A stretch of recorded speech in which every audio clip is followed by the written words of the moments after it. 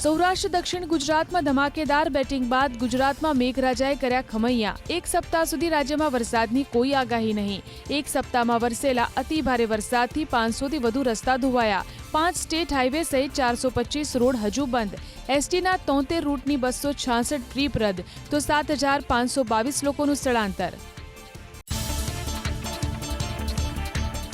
રાજ્યમાં ભારે વરસાદ છતાં 109 ડેમમાં 25%થી ઓછો જળ સંગ્રહ। 5 ડેમો સંપૂર્ણ ભરાયા। 11 ડેમો હાઈ એલર્ટ પર।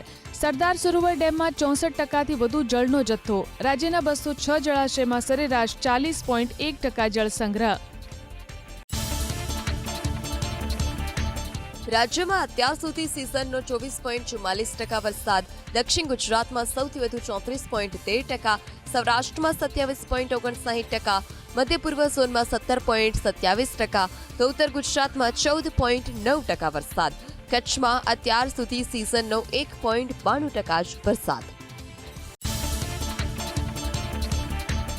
ખરાબ હવામાનને કારણે અમદાવાદમાં 10 ફ્લાઇટ રદ। 20થી વધારે ફ્લાઇટ મોડી પડી। મુંબઈ, દિલ્હી, કલકત્તા, રાયપુર સહિતના મથકોએ આવતી જતી ફ્લાઇટો રદ થતા હજારો મુસાફરો રજળ્યા।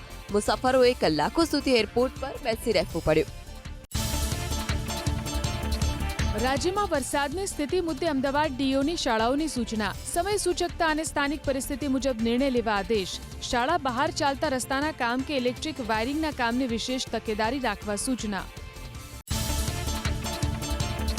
મહારાષ્ટ્ર સહિત દેશના 12 રાજ્યોમાં ભારે વરસાદનું એલર્ટ। હવામાન વિભાગે આપી ચેતવણી। પૂર અને વરસાદથી અનેક રાજ્યોમાં વિકટ સ્થિતિ। સુરતમાં 2 દિવસમાં વરસેલા 18 ઇંચ વરસાદમાં 800 કરોડથી વધુનું નુકસાન। 60% ટેક્સટાઇલ માર્કેટમાં પાણી ભરાતા 150 કરોડની સાડીઓ, 3000 વાહનો ડૂબ્યા। 2 દિવસમાં 24 લોકોના મોત। આજે દક્ષિણ ગુજરાત સિવાય નોંધપાત્ર વરસાદની સંભાવનાઓ છે।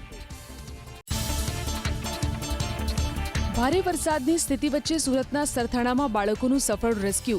સરથાણા પોલીસ, એસએમસી અને ફાયર બ્રિગેડની સંયુક્ત કામગીરી। બાળકોને સલામત સ્થળે પહોંચાડવામાં આવ્યા। સુરતના ઉધનાના ધારાસભ્યએ સુરતના પૂર અંગે વ્યક્ત કર્યું દુઃખ। એબીપી અસ્મિતા પર ધારાસભ્ય મનુભાઈ પટેલે ખાડીમાં દબાણ થયાની વાત સ્વીકારી। વહેલી તકે દબાણોને દૂર કરવા કરી તાકીદ। ગત વર્ષે ચર્ચા થયા છતાં પ્લાનિંગ ન થયાનો ધારાસભ્યનો સ્વીકાર। સુરતમાં ખાડી પૂરવાના ભ્રષ્ટાચારનો પર્દાફાશ। પરથાણામાંથી નીકળતી ખાડી કન્સ્ટ્રક્શન સાઇટને કારણે પૂરાઈ। બાંધકામના કારણે અંદાજે 20 ફૂટ ખાડીનું પાણી રોકાયું। ખાડીનું પાણી રોકવામાં આવતા 6 થી 7 ગામના લોકો પરેશાન। સુરતમાં ખાડીના પાણી રોકવા બિલ્ડરે રોડ બનાવ્યો। 1 વર્ષ અગાઉ શરૂ થયેલી કન્સ્ટ્રક્શન સાઇટ અંગે મહાનગરપાલિકાના શાસકો અંધારામાં। ખાડીનું પાણી રોકવામાં આવતા ભરથાણા કોસાડ ગામની હાલત બગડી। ભ્રષ્ટ નેતાઓ અને નગરોડ બિલ્ડર જવાબદાર। સાઉથ ગુજરાત ચેમ્બર ઓફ કોમર્સના પૂર્વ પ્રમુખે સુરતના પૂરને ગણાવ્યું માનવ સર્જિત। અધિકારીઓની બેદરકારીથી સુરતમાં દર વર્ષે સર્જાય છે પૂરની સ્થિતિ। પૂર માટે ખાડી પર થયેલા દબાણો જવાબદાર। ખાડીની સફાઈ થતી ન હોવાથી પૂરમાં પીડાઈ રહ્યા છે સુરતીઓ। વરસાદી પાણીમાં શહેર ડૂબ્યા બાદ સુરત પ્રશાસને યોજી બેઠક। નાણામંત્રી કનુ દેસાઈની આગેવાનીમાં મળેલી બેઠકમાં મનપા કમિશનર, તમામ ધારાસભ્યો અને સાંસદ રહ્યા ઉપસ્થિત। ખાડી પૂર અને મુખ્યમંત્રીની મુલાકાત સહિતના મુદ્દે કરાઈ ચર્ચા। સુરતમાં સર્જાયેલી તારાજીને લઈ નાણામંત્રીએ આપ્યો ગોળ જવાબ। વરાછાના ધારાસભ્ય કુમાર કાનાણીએ અધિકારીઓ પર દોષનો ટોપલો ઢોળ્યો તો નુકસાનીનો સર્વે કરી સહાય ચૂકવવાશે તેવો ધારાસભ્ય મનુ પટેલે દાવો કર્યો। સવાલ એ છે કે વેપારીઓને થયેલા કરોડોના નુકસાનીની ભરપાઈ થશે ખરી? સુરતના ઉધનામાં આવેલા ભાજપ કાર્યાલય પર તૈયાર કરાયા ફૂડ પેકેટ। પૂર અસરગ્રસ્તોની મદદ માટે શહેર ભાજપે તૈયાર કર્યા ફૂડ પેકેટ। પૂરી શાક અને પાણીની બોટલ સાથે 5000 કીટ તૈયાર। અનેક લોકોને પાણી અને ભોજન માટે હજુ પણ ફાંફા। ભારે વરસાદને કારણે રાજ્યભરમાંથી અત્યાર સુધીમાં 7,522 લોકોને ખસેડાયા સુરક્ષિત સ્થળે। પૂરગ્રસ્ત વિસ્તારમાંથી અત્યાર સુધીમાં 3,711 લોકોનું રેસ્ક્યુ કરાયું। સુરત જિલ્લામાંથી 3,881 લોકોનું સ્થળાંતર અને 3,416 લોકોને રેસ્ક્યુ કરાયા। કેન્દ્રીય ગૃહમંત્રી અમિત શાહે મુખ્યમંત્રી ભૂપેન્દ્ર પટેલ સાથે ટેલિફોનિક વાતચીત કરી। રાજ્યના વિવિધ જિલ્લાઓમાં ભારે વરસાદની સ્થિતિ અંગે માહિતી મેળવી। યોગ્ય આયોજન અને સજ્જતાથી પરિસ્થિતિને પહોંચી વળવા માટે માર્ગદર્શન આપ્યું। કેન્દ્ર સરકાર તરફથી તમામ જરૂરી સહયોગની ખાતરી આપી। વલસાડના ડુંગરી વિસ્તારના ગામોમાં બુધવારે અમુક પ્રાથમિક શાળા ચાલુ રખાતા જિલ્લા વિકાસ અધિકારીએ આપ્યો તપાસનો આદેશ. ભારે વરસાદની આગાહી વચ્ચે શાળા બંધ રાખવા આપવામાં આવી હતી સૂચના, છતાં રોલા, તિઘરા અને ઓલગામની શાળાઓ ચાલુ રહી.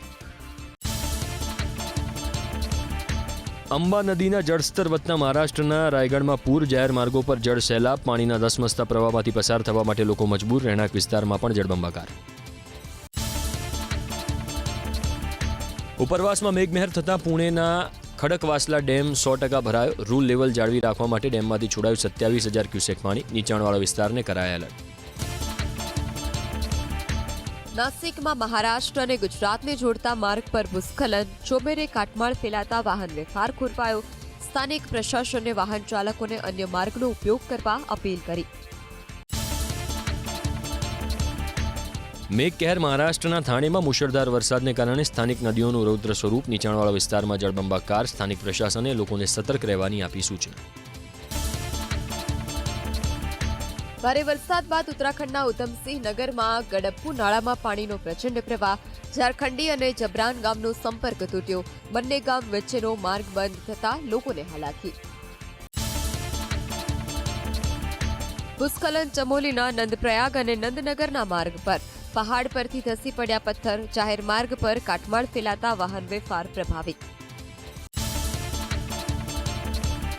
વાદળ ફાટ્યા બાદ જમ્મુ કાશ્મીરના ડોડામાં ચોમેરે તારાજીના દ્રશ્યો. કાટમાળ નીચે અનેક વાહનો દટાયા.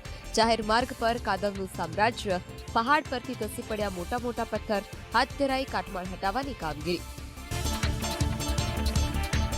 ટ્રમ્પની યુદ્ધની જાહેરાત બાદ બ્રેડ ક્રૂડના ભાવમાં 6%થી વધુનો ઉછાળો. સેન્સેક્સમાં 1,677 તો નિફ્ટીમાં 517 પોઈન્ટનું ગાબડું.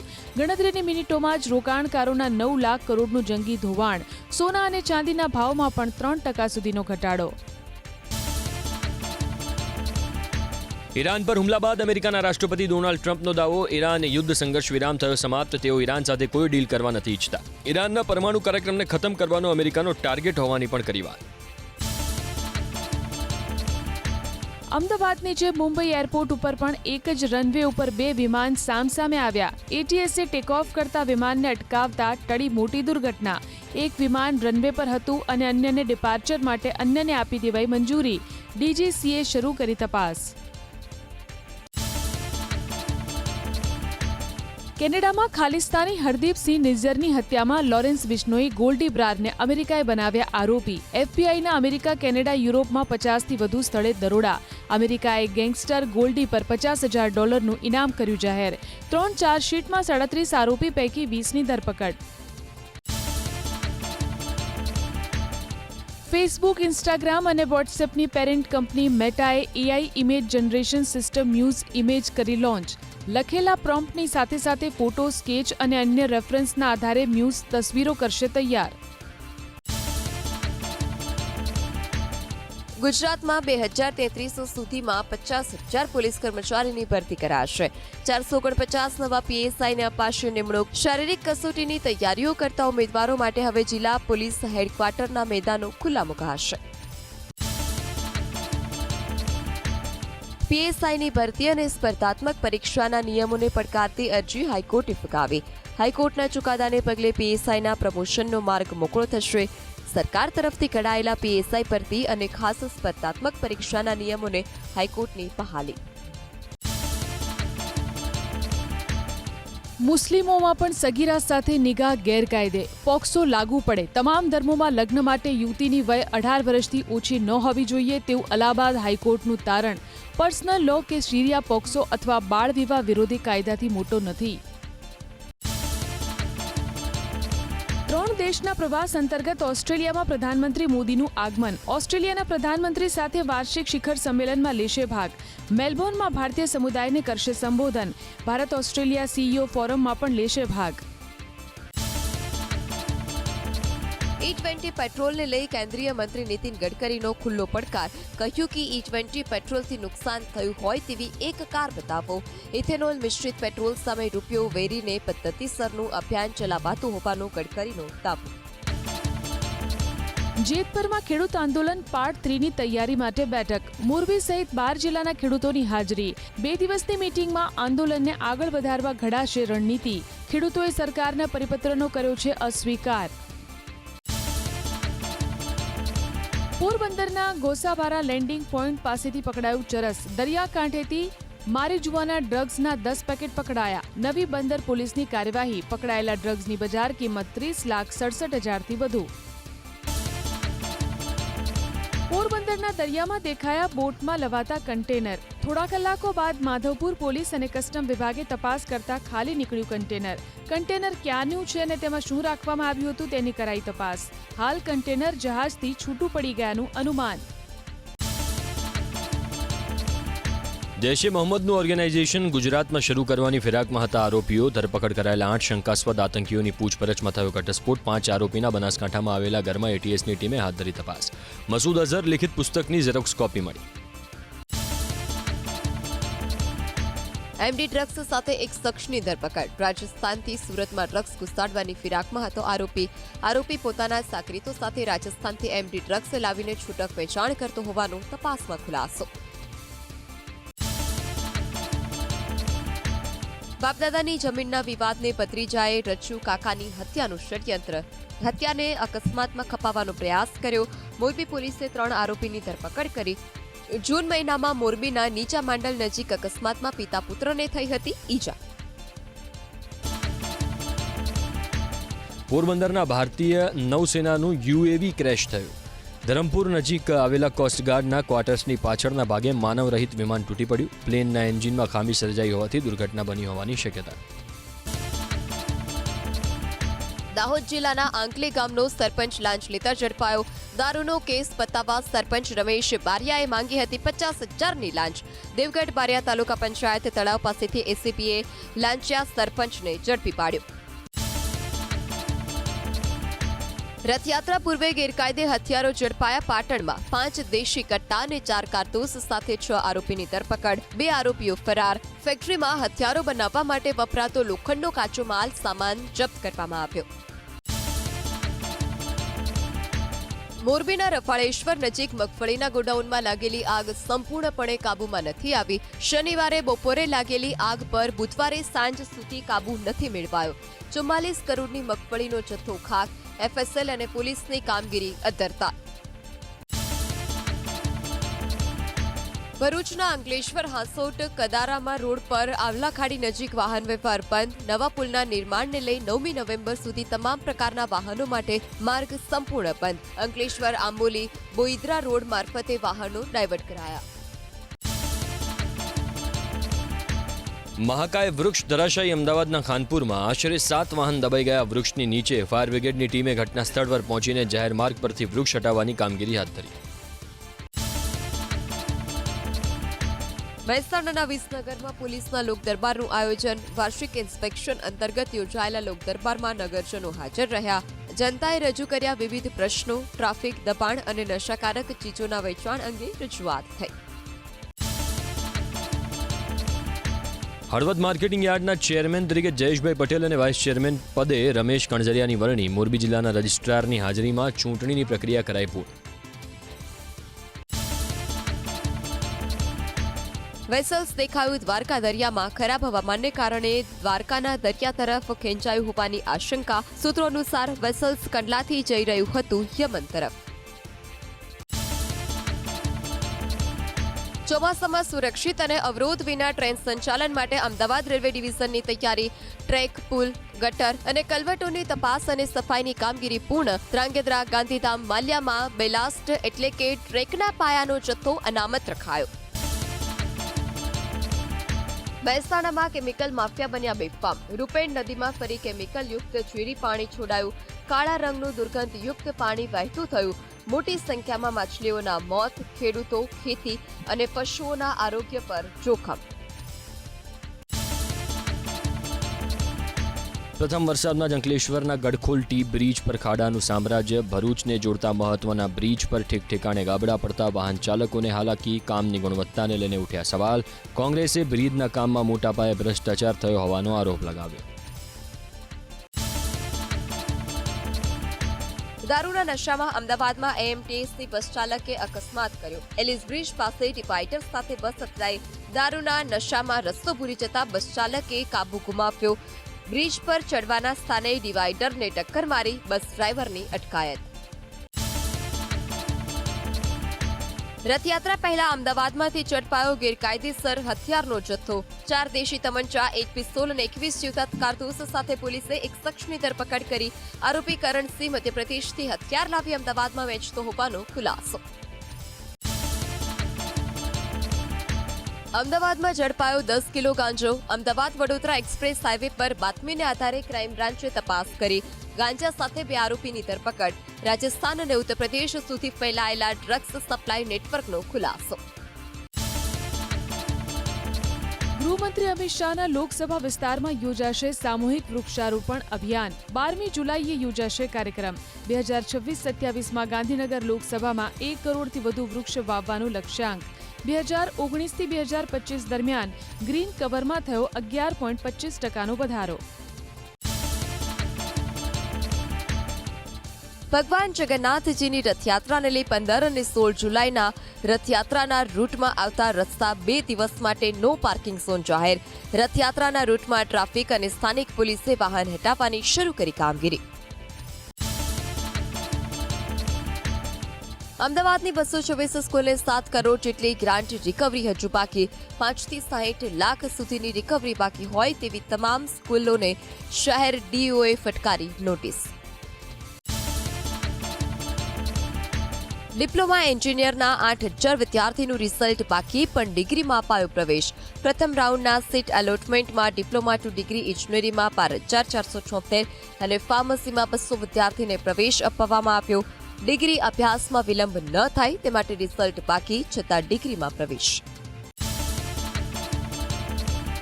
અમદાવાદના સરસપુર તરફ રેલવે સ્ટેશન સમાંતર 100 ફૂટનો રોડ બનાવવા 184 મિલકત કપાશે. અસરગ્રસ્તોના તમામ વાંધા સૂચનો મ્યુનિસિપાલિટીએ ફગાવ્યા. કાલુપુરથી સારંગપુર ઓવરબ્રિજ સુધીનો 12.2 મીટરની પહોળાઈનો 700 મીટર રોડ 30.5 મીટર પહોળો કરાશે. પગારદાર અને પેન્શનરો માટે આવ્યા રાહતના સમાચાર. સરકારે પીએફ ખાતામાં વ્યાજ જમા કરાવવાની પ્રક્રિયા શરૂ કરી. 15 જુલાઈ સુધીમાં તમામ ખાતામાં 8.25% લેખે વ્યાજ જમા થઈ જવાની કેન્દ્રીય શ્રમ મંત્રી મનસુખ માંડવિયાની જાહેરાત.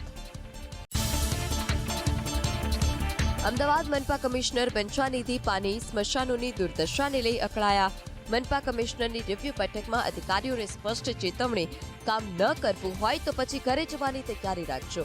ટેન્ડર ન કરવા અને વિગતો ન આપી શકતા એડિશનલ મેડિકલ ઓફિસરનો ક્લાસ લીધો. વન કર્મચારી પર હુમલાના કેસમાં 7 વર્ષની સજા સસ્પેન્ડ કરવા ચૈત્ર વસાવાનો હાઈકોર્ટમાં ઘા. આપના ધારાસભ્ય અને પત્નીની સજાના હુકમ સામે હાઈકોર્ટમાં અપીલ. ટ્રાયલ કોર્ટનો હુકમ ભૂલ ભરેલો હોવાની રજૂઆત. શુક્રવારના હાથ ધરાશે વધુ સુનાવણી. દક્ષિણ ગુજરાતમાં જળબંબાકારથી ટ્રેન વ્યવહાર ભારે પ્રભાવિત. સચિન ભેસ્તાન અને નવસારી મરોલી વચ્ચે ટ્રેક પર પાણી ભરાતા ગરીબ રથ, સૂર્યનગરી સહિત 7 ટ્રેન શોર્ટ ટર્મિનેટ. કચ્છથી મુંબઈ જતી 2 ટ્રેનને સંપૂર્ણ રદ કરાઈ.